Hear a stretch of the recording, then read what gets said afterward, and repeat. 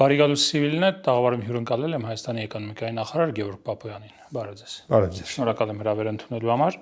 Պարոն Պապոյան, ձեզ հետ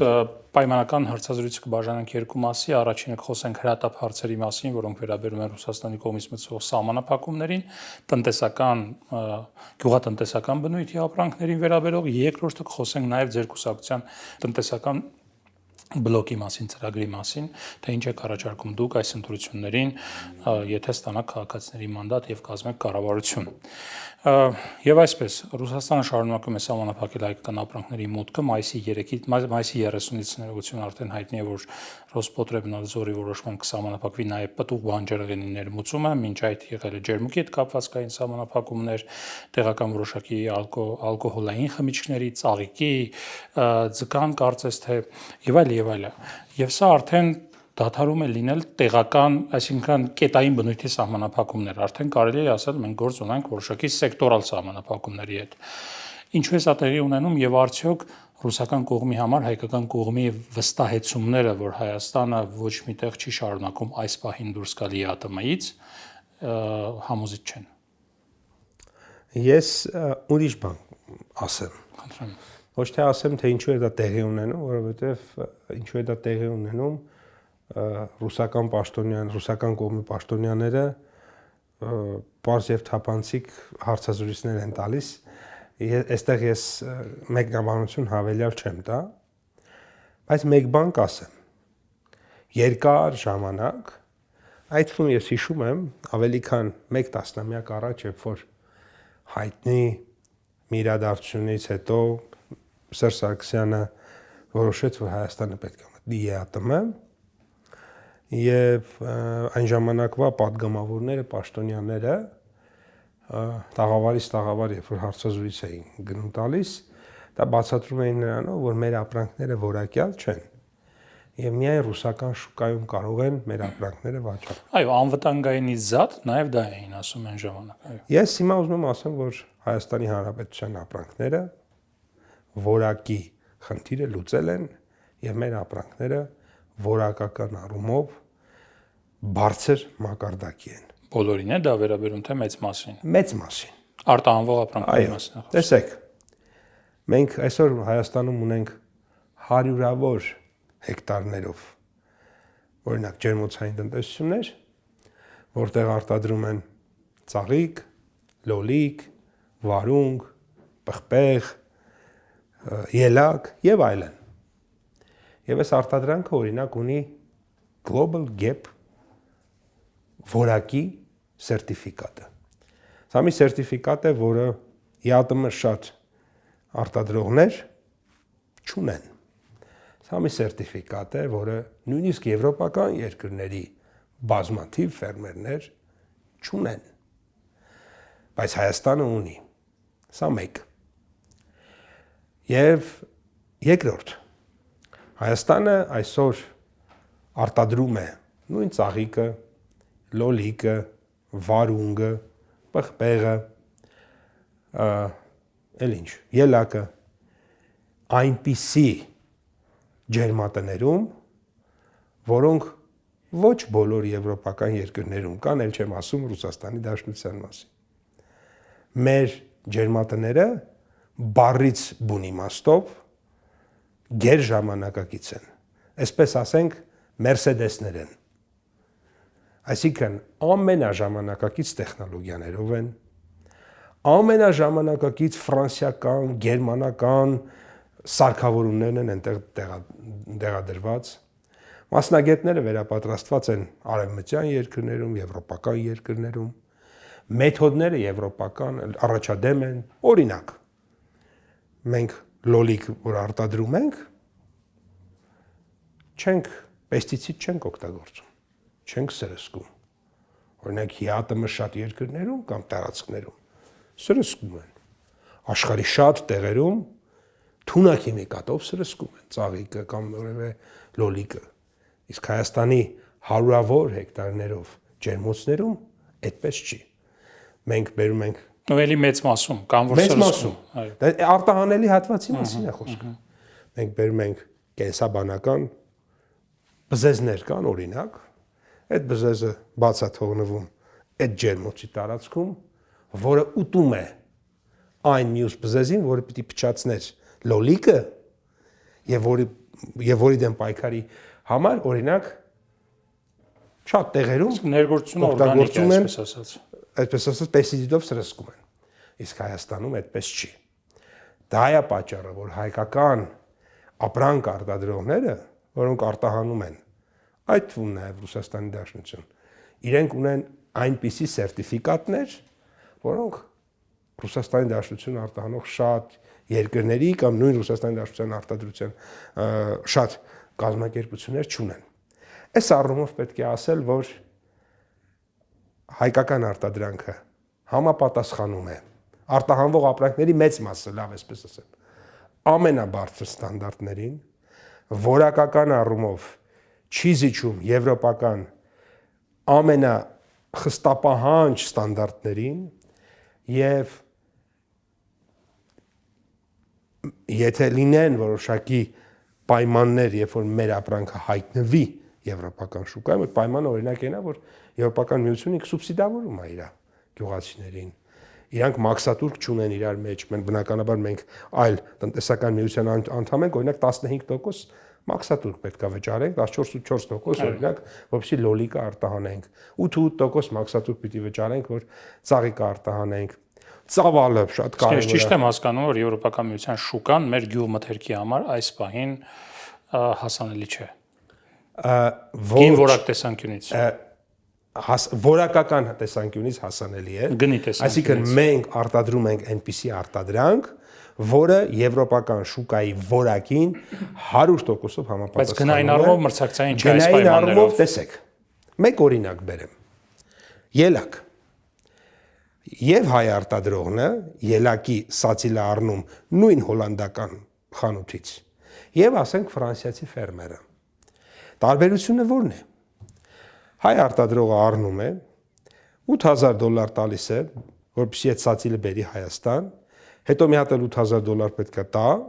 որ այդ ելակը տանի Հոլանդիա կամ Ֆրանսիա, պլյուս 8% մաքսատուրք։ Եվ ինքնարժեքը, որ գոյացել է Հայաստանում։ Եվ ինքնարժեքը, որը գոյացել է Հայաստանում։ Լավ, ենթադրենք, եթե անգամ ինքնարժեքը Հայաստանում եւ Ֆրանսիայում նույնական է, 8,000 եկավ, 8,000 գնաց, պլյուս մաքսատուրքը 8%, ինքը էական առումով, գնային առումով, ինքնարժեքի առումով կարա այս պահին դեռևս որոշակի առումով մրցակցային չլինի, օրինակ այն ֆրանսիացու հետ, ով առնում է եւ 200 կիլոմետր է, ասենք ինքը տեղափոխվում։ Եվ նաեւ սուբսիդավորվում է։ Այո, սուբսիդավորվում է։ Ես օրինակ վերջի 2 տարիներին գնացել եմ Բերլին, մասնակցելով կանաչ շաբաթին, Green Week-ին, եւ բոլորը ասում են, որ Բերլինում ամենամեծ ցույցերը, որ միշտ տեղի են ունենում, դա ֆերմերների ցույցերն են, որից ես հանդիպում եմ։ Բերլինի տարբեր փողոցներում ցույցեր են, 50% փոխհատուցում են ստանում պետությունից, տարբեր սուբսիդիաներ, բայց էլի դժգոհ եմ, որովհետեւ իրենք էլ ունեն խնդիր։ Այո, մենք Մարոկո կա այնտեղ, Քենիա կա, Էկվադոր կա,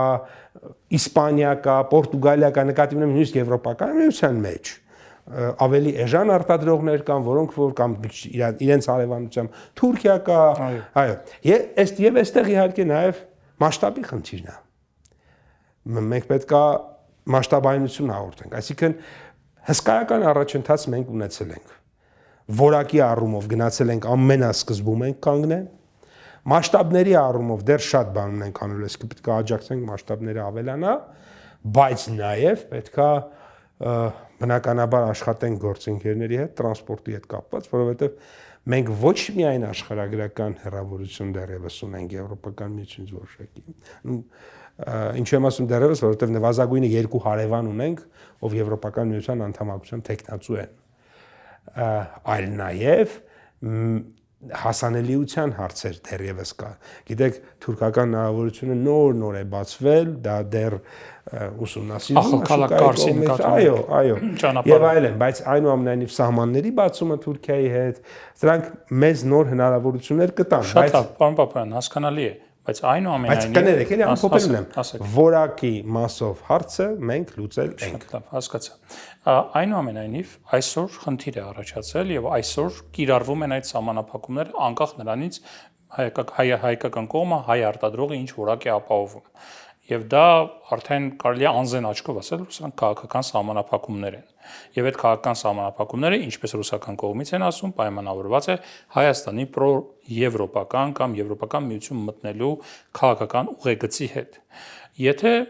դուք հասկանում եք այն, եթե չէ, հասկանում եք, որ այս պահին եվրոպական շուկան այլընտրանք չէ մեր գյուղմթերքի համար, այս պահին, ապա այդ քայլերը, որ արվում են դեպի Եվրոպա, Եվրոպայի հետ մերձեցման,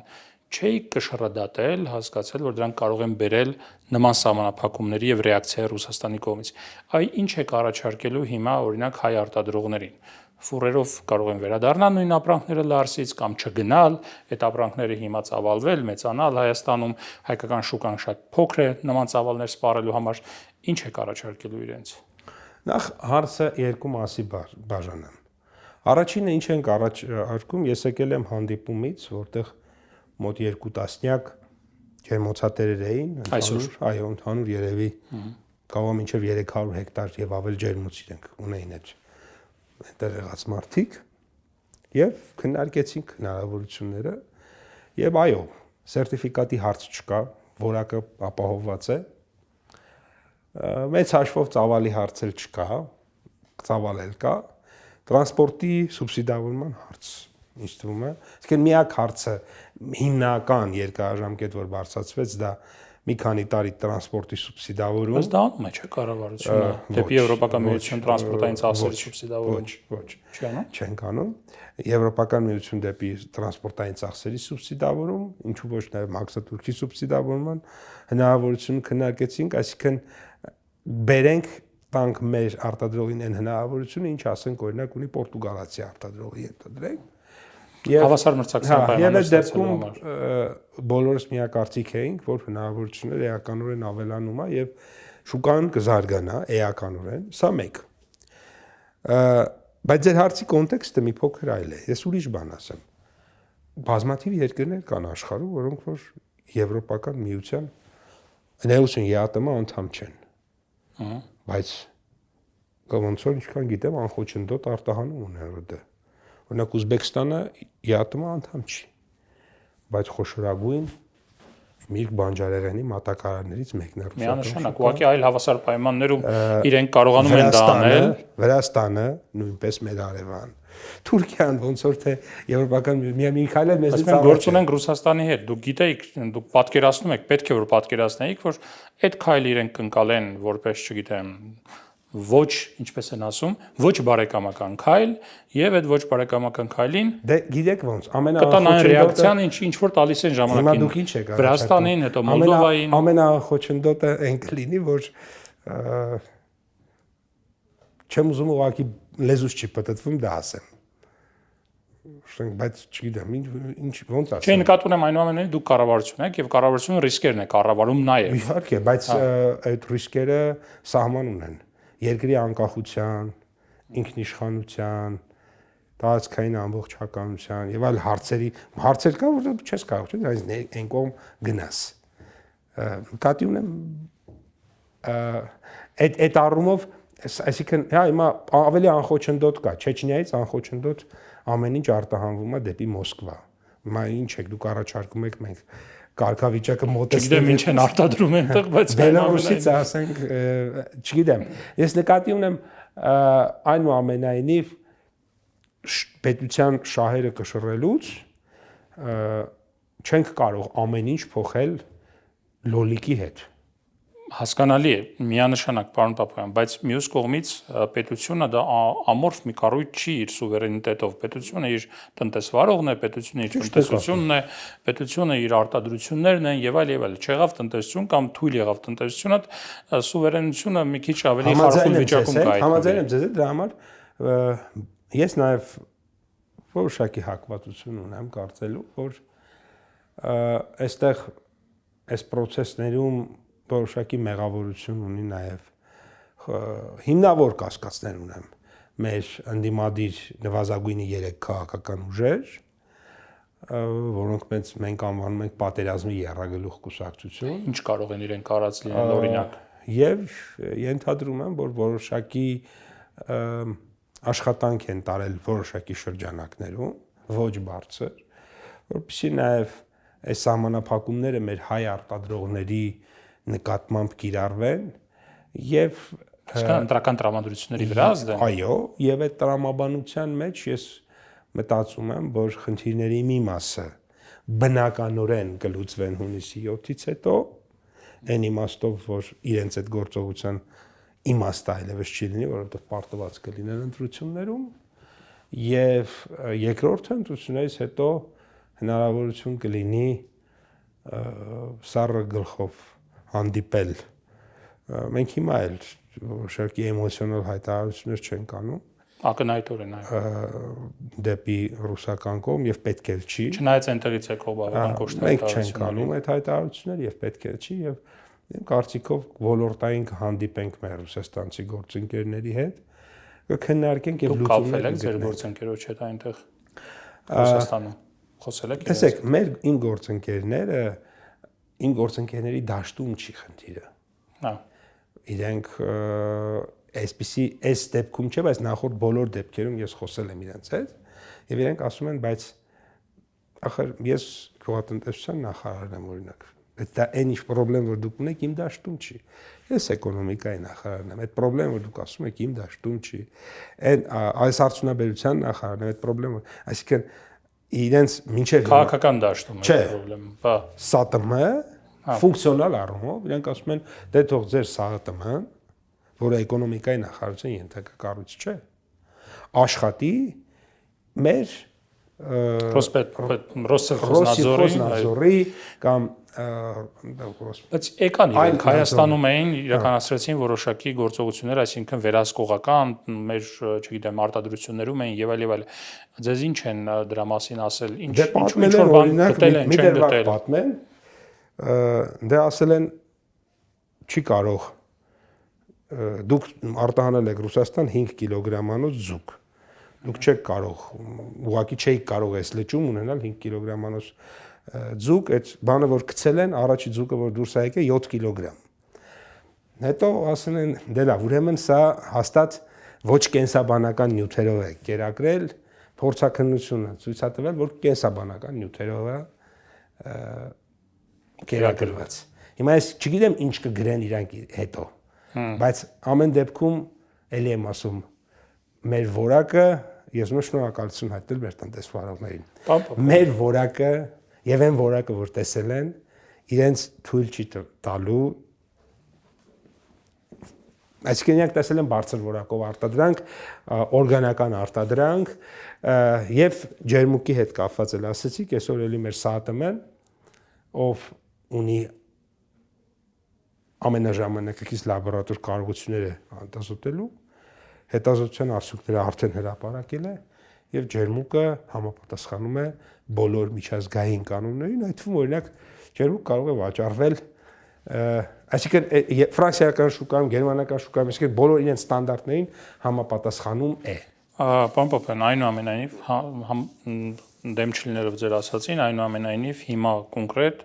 այս արտադրողները խնդիր ունեն։ Անցած տարի մենք 50 միլիոն դոլարի տարեկան 50 միլիոն դոլարի ծաղիկ ենք արտահանել հիմնականում Հայաստանից ու հիմնականում դեպի Ռուսաստան։ Եվ հիմա պտուղ բանջարեղենի սեզոնն է գալիս, հետո ծիրանի սեզոնն է գալու եւ այլ։ Այս պահին լուծելու այդ տարբերակն է առաջարկում, որ չգիտեմ, ճանապարհը ծախսի սուբսիդավորում եւ մաքսատուրքի սուբսիդավորում, որ եվրոպական շուկան բացվի։ Մենք ունենք հաշվարկներ։ Եվ որքան արագ դա կարող է տեղի ունենալ։ Տեսեք, դե արագությունը գիտեք, ներկառավարչական process-ներ իհարկե կարող ավելի երկար տևի, ավելի կարճ կարող տևի, այս վայ նախնական հաշվարկները արդեն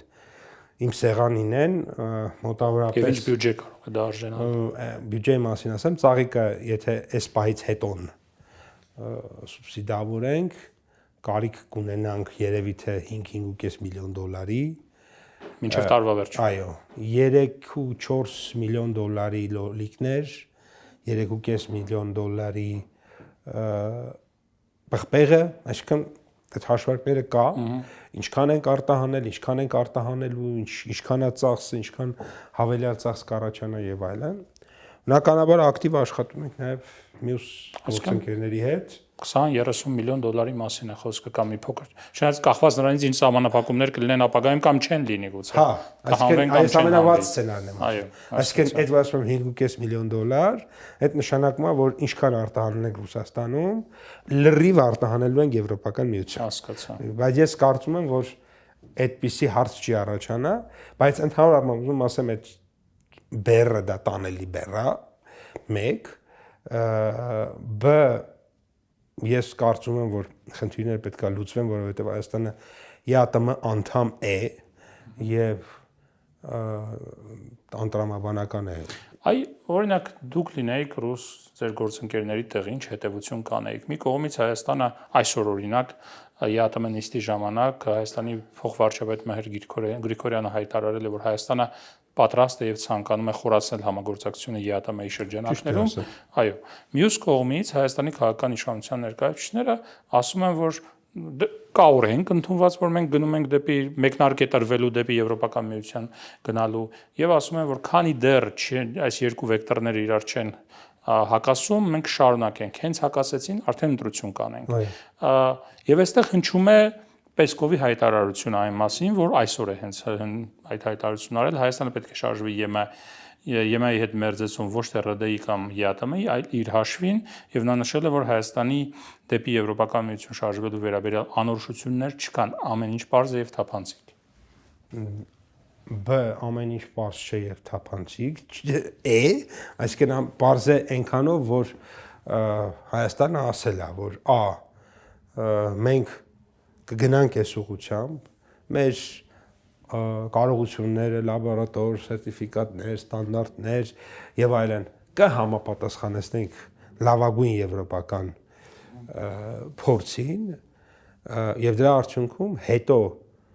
ժողովուրդը կորոշի կմնա ԵԱՏՄ-ում, ԵՄ-ում, այսինքն այդպիսի հարց տեսականորեն միշտ էլ կարա առաջ գա, բայց այս պահին մենք ԵԱՏՄ անդամ ենք, չենք պատրաստվում ԵԱՏՄ-ից դուրս գանք, եւ պատրաստվում ենք ԵԱՏՄ բոլոր մեխանիզմները գործարկել իշա Հայաստանի Հանրապետության։ Եվ մյուս հարցերս մասով գազի մասին են նաև խոսում, մոտավորապես հաշվարկ ունենք, եթե հանկարծ այն թափանցիկ ակնարկը, որ Պուտինը արեց պարոն Փաշինյանի հետ հանդիպման ժամանակ, որ գազի գինը Եվրոպայում $600 է, դուք ստանում եք $177-ով։ $170 գազ չենք ստանում։ Դա սահմանի մասին է խոսքը։ Իհարկե մենք վերջնական սպառողը ստանում է համարյա $400-ով։ Բա տեսնում եք, այնտեղ այդ 370 քանիս։ Գազպրոմ կա, այնտեղ ջեք կա, որի համար մենք գազի համար վճարում ենք, որ աշխատում է 25-30 միլիոն դոլար կարծեմ տարեկան։ Ախր այդպես չի էլի։ Իրականում Ինքնատիպ մենք պատրաստենք այս սցենարին, որ հանկարծ բարձրացնեն գազի գինը։ Չէ, չպատրաստվենք,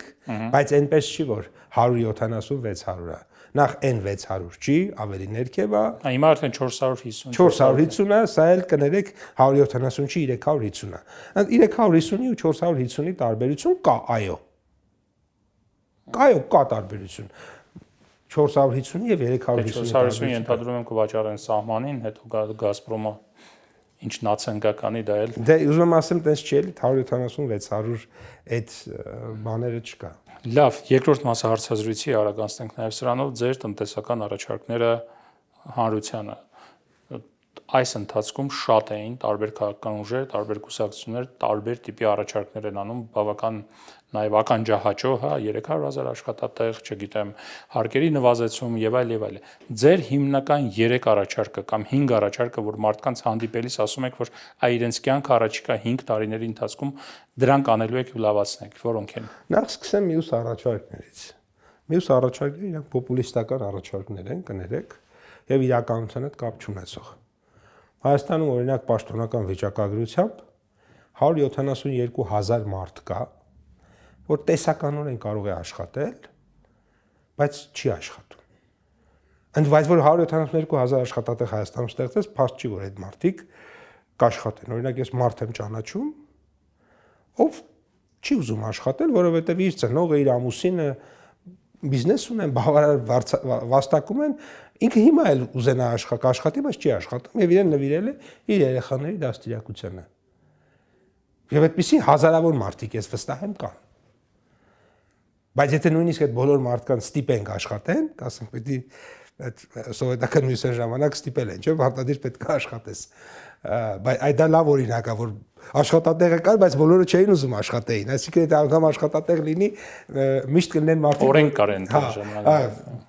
Այդ նշանակում է, որ աշխատատեղ նույնիսկ լինի, բոլորը չեն կարող աշխատել։ Չեն աշխատի, իսկ կլինեն մի մարդիկ, որոնք Պարոն Կարապետյանը մի քիչ ուրիշ ձև է հաշվում, երբ ինքը որ այս տաղավարում էր, ինքը ասում է հետեւյալը, ես ասում եմ ինքը վիճակագրական կոմիտեի հաշվարկից չի ելնում, այլ ասում եմ մենք ունենք 3 միլիոն մարդ Հայաստանում, դրա 500-600 000 թոշակառուներ են, չգիտեմ ինչ որ մի հատվածը հաշմանդամություն ունեցող մարդիկ են,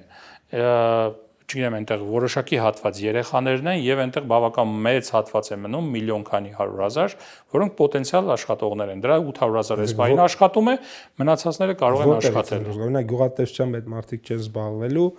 եւ գնալու են պարոն Կարապետյանի գործարանում ապտաշիրպիցայում աշխատեն։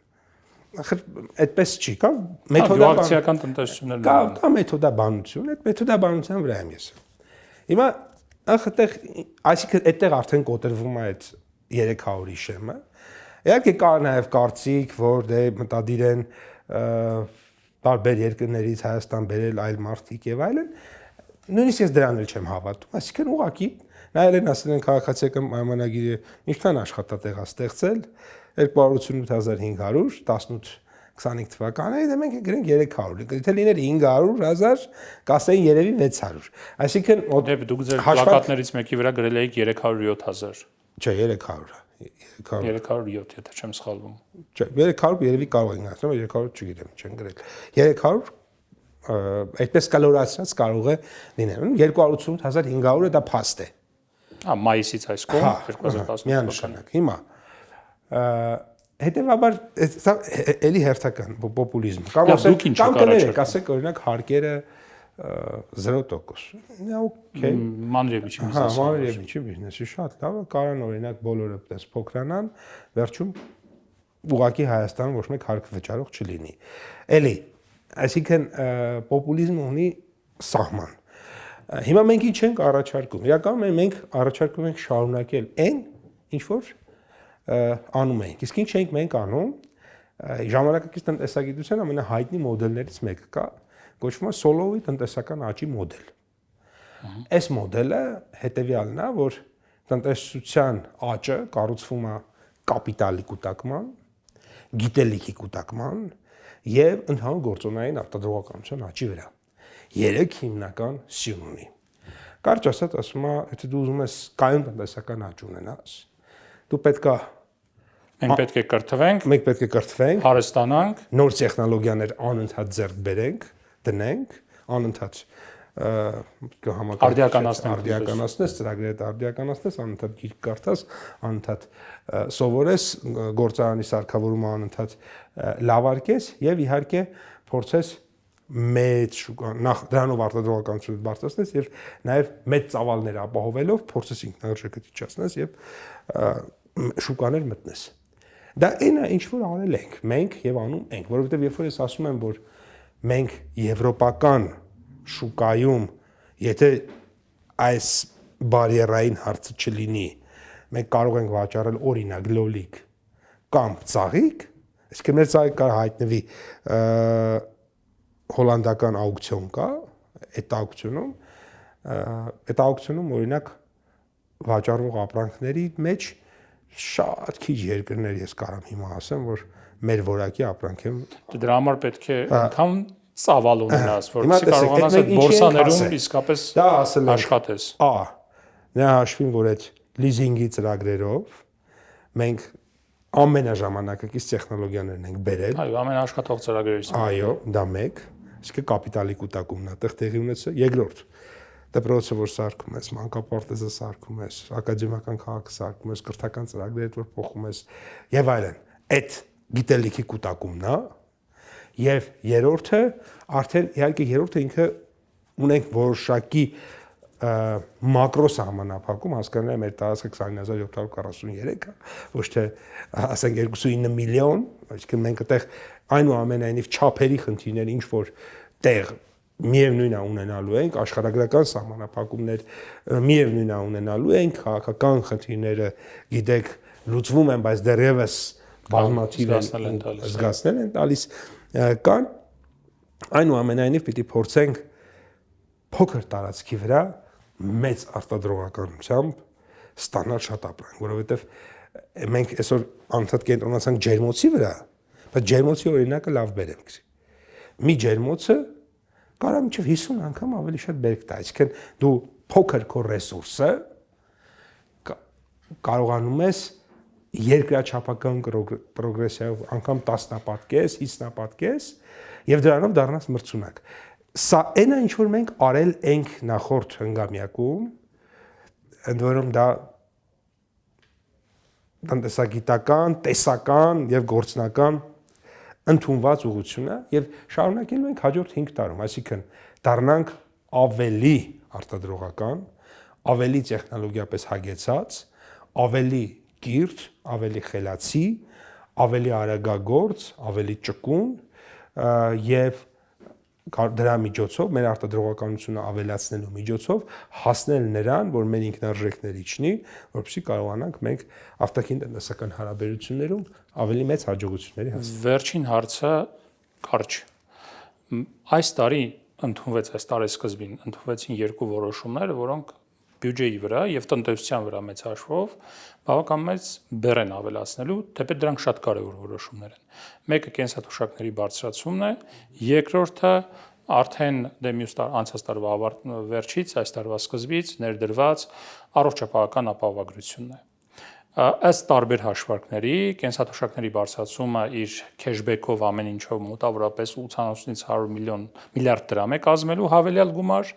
իսկ առողջապահական ապահովագրությունը իհարկե քաղաքացիներն են մուծումներ կատարում, բայց այնուամենայնիվ առաջի կիսամյակում, եթե չեմ սխալվում, 40 միլիարդ է ծախսվել։ Եթե դա հաշվարկենք, այսպես տարածենք մյուս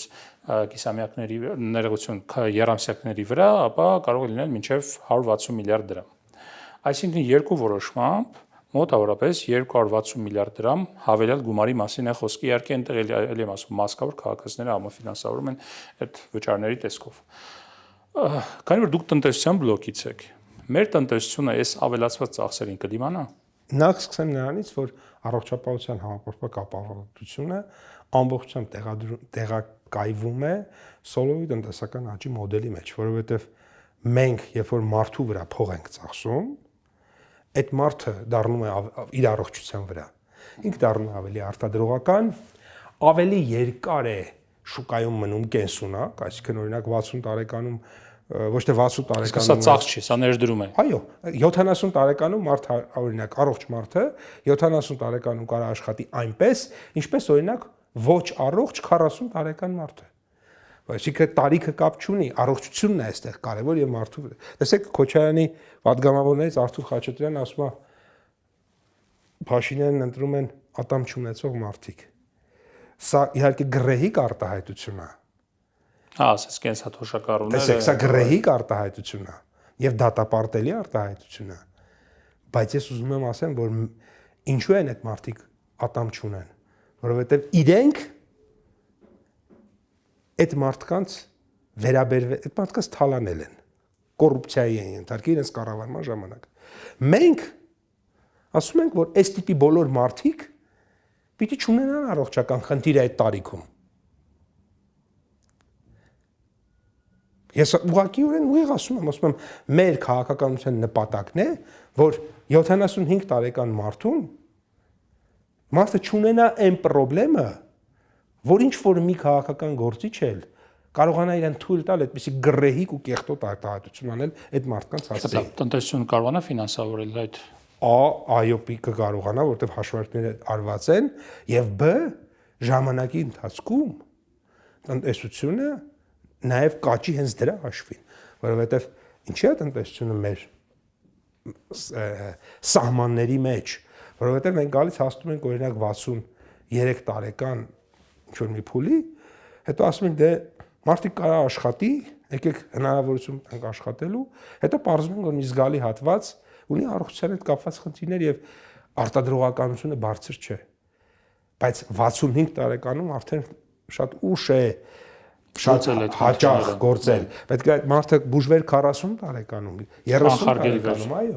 եւ ծախսատար շատ ծախսատար։ Այսօր մենք շատ մեծ ծախսեր ենք կատարում։ Տասնյակ հազարավոր մեր քաղաքացիներ են բուժվում։ Բայց օրինակ 4 միլիոն դրամանոց վիրահատություն կարող է եւ ամենայն հավանականությամբ պետք է չէ լինի, եթե 20 տարի առաջ մարդը 40,000 դրամանոց անհրաժեշտ բժշկական միջամտություն արած լիներ։ Հնարավոր է։ Շատ լավ, շնորհակալ եմ։ Ես եմ շնորհակալ։ Civil Business տաղավարում ես զրուցեցի Գևորգ Պապոյանի հետ։ Առողջ եղեք։ Կհանդիպենք։